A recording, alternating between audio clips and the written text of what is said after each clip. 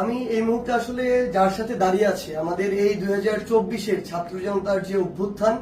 এই অভ্যুত্থানের একজন যোদ্ধা, সাহসী বীর যোদ্ধা আমাদের ভাই ইমরান হাসানের সাথে আমি আসলে দাঁড়িয়ে আছি। আসলে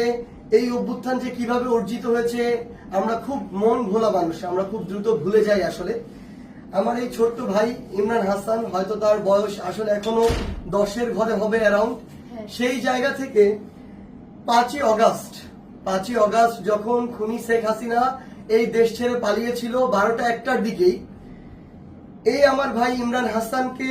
সাভারের বাইপাইলে 3:30 থেকে 4টার দিকে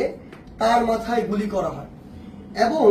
তার আপনারা যদি দেখেন যে তার মাথার দুই পাশে, আপনি যদি সামনে থেকে শুধু একটু নেন তাহলে দেখতে পাবেন